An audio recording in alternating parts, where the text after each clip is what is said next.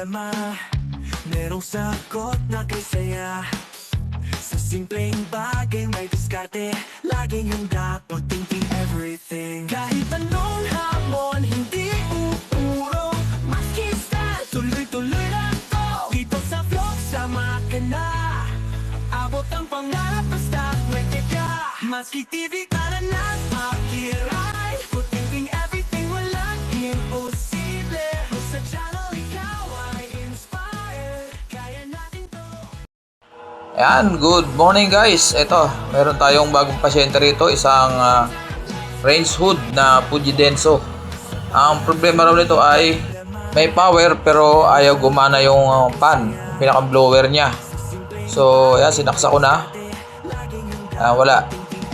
Ayun, gumagana yung ilaw. So, ibig sabihin may power siya pero ayaw mag-response yung motor. So, ayan, sabi ng customer, pinasok doon ng tubig yan, yung bilog na yan sa taas na yan. Natanggal daw yung takip doon sa pinakang manifold niya sa labas. Natanggal yung takip, pumasok yung tubig, tapos tumigil na raw, ayaw na raw umikot. Pero, meron siyang ugong, sabihin, mayroong vibration pag pinipindot ko yung 1, 2, 3. So, possible ba buong motor? Tingnan lang natin para ma-check natin kung anong problema. So ayan, tanggalin lang muna natin itong pinakang filter niya, yung cover. Ayan, yung pinakang filter niya talaga yung bilog na yun sa loob na yun, yun yung bilog. Yan ang pinakang filter niya. So baklasin natin ang mga cover niyan. Ayan, unahin natin itong pinakang sa filter niya. Tsaka yung wire, yung ano ng wire. Okay naman, wala nang problema doon sa connection niya. Ayan. So ayan, ayan yung pinakang mga tornilyo sa kabila para matanggal natin yung pinakang cover ng motor. Ayan, speed up tayo at saka nakadabing na naman tayo guys dahil sa alam nyo na yung ating mga kapitbahay dito, grabe ang pagka music lovers. Ayan, so ayan yung pinakang pan niya ay inikot ko maganit, so pinersa ko at umikot naman siya. Pero kanina medyo maganit siya, kasi siguro yan ang dahilan kaya ayaw umikot yung pinakang motor. Dahil nga siguro nabasa nga.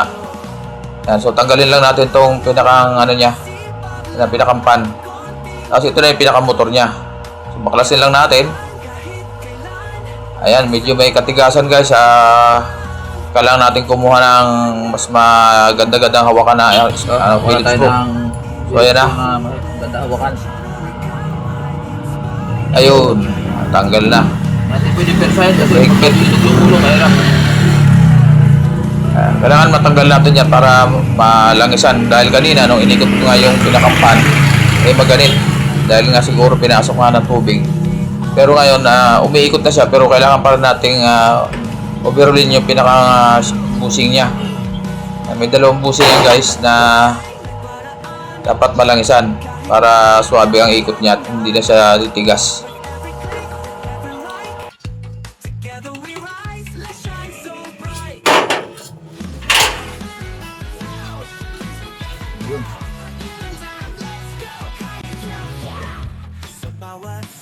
Ayan, kalawa nga oh. Ayan, nag-umido yung mga ano niya, nabasa talaga siya. So, gagawin natin ito, lalangisan lang naman natin ito. Tatanggalin natin ito. Tatanggal to guys, yan. Yan, to, saka to. Yan, stock up na oh. Gagawin natin ito lang.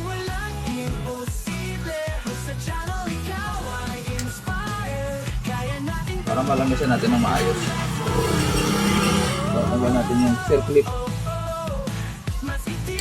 Yun. Yan natin to, mahirap paghanap nito. Para matanggal natin to. Okay pa naman siya, wala namang alog. Pero pinasok ng tubig, kaya natuyuan. So ayan, maganit siya. Sikwatin lang natin. Kailangan kasi matanggal natin yan para malagyan natin ng langis na maayos. Ayan, so dandahan lang natin. Kailangan wag natin masyadong percent dahil maliit yung shafting niya. Baka mabaluktot.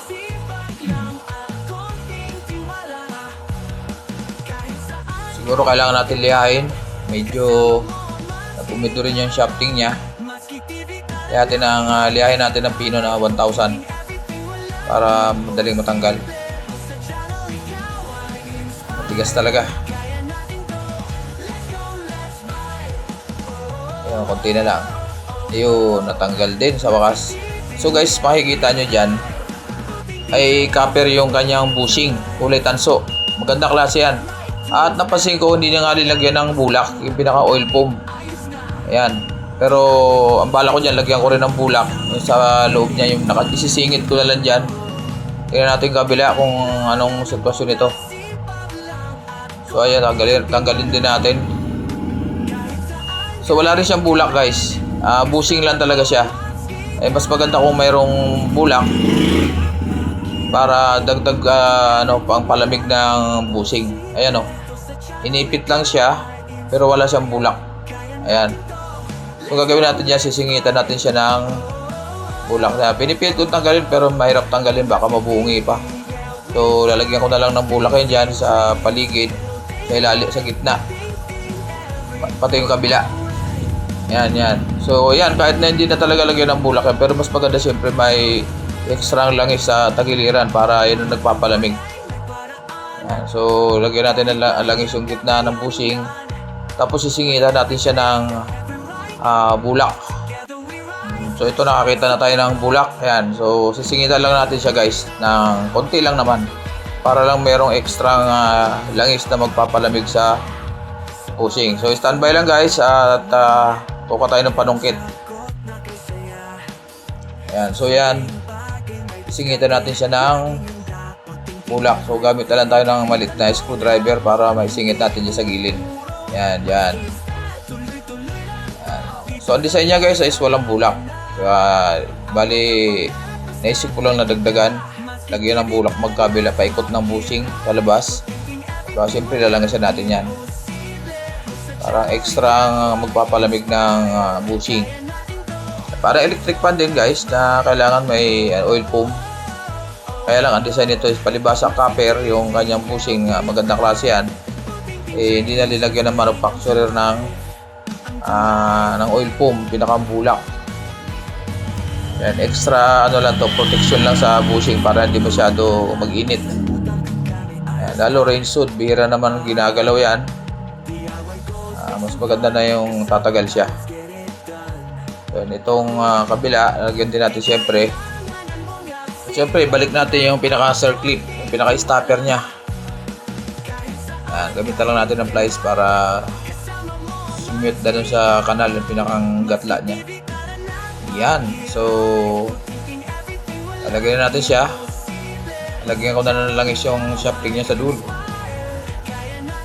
Siyempre tornilyo na natin. So guys, itong range hood na to bago pa. Halos wala pa raw 3 buwan. At yun nga, napabayaan, natanggal yung takip ng pinakang manifold niya dun sa labas, sa exhaust. Pumasok yung ulan.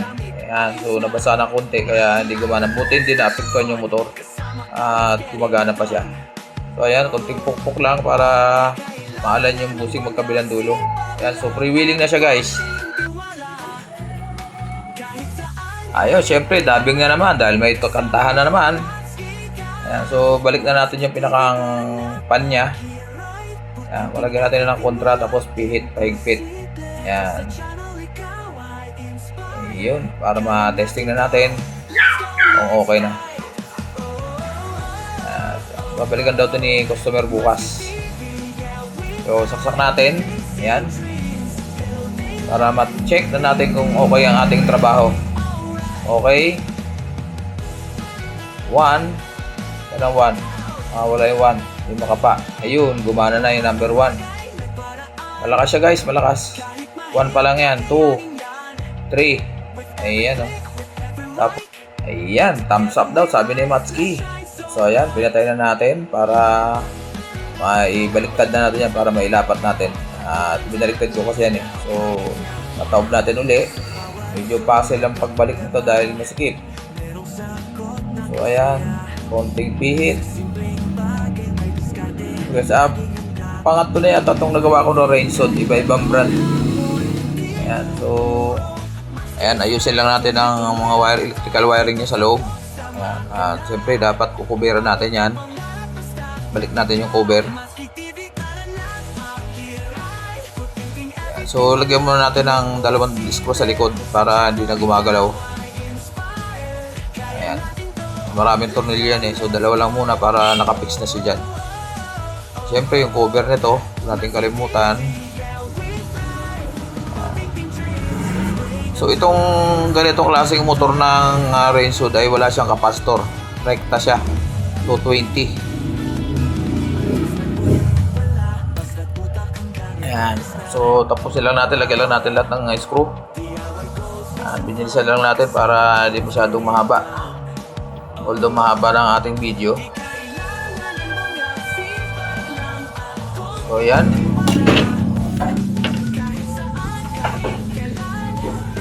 So may music pa rin ulit.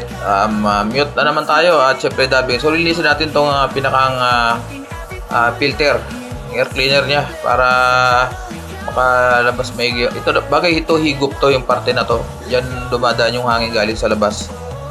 So ginawa ko diyan guys ay sinugasan ko din. Hindi ko na sa inyo pinakita. Brenas ko ng sipilyo, sabon para matanggal yung mga mantika. So ayan para suwabe yung higop ng hangin. Siyempre, balik na natin yung tornilyo yan. 3 tornilyo lang naman yan dyan. So, tornilyo lang natin. Muna yung yung ating filter nya dyan sa pinakang intake ng hangin. So, ayan. So, higpitan natin. Ayan, almost done na yan. Tapos, siyempre, linisan natin. Ayan, punas-punas.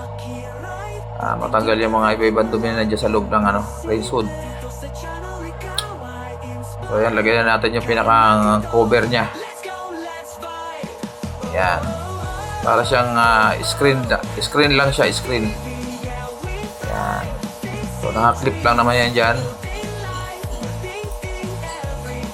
Ayan. So ayan, testingin na natin guys para makita natin kung ano nangyari. Okay, testing.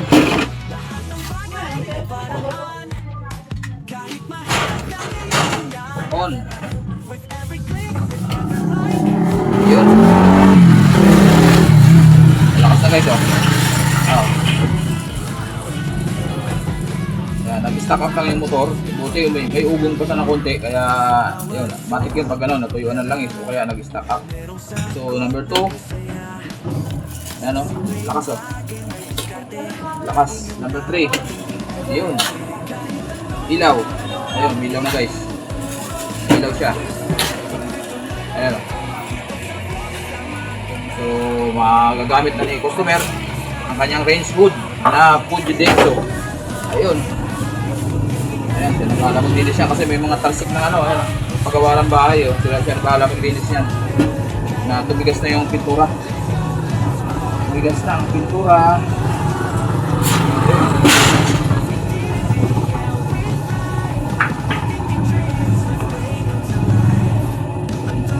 Ayun. Ayan, maraming salamat guys sa inyong pag-subaybay sa aking ginawang Fuji Denso na range hood. So, gumagana lahat, pati ilaw. Ayan, oh. Ayan, tapos naka-off. Number 1.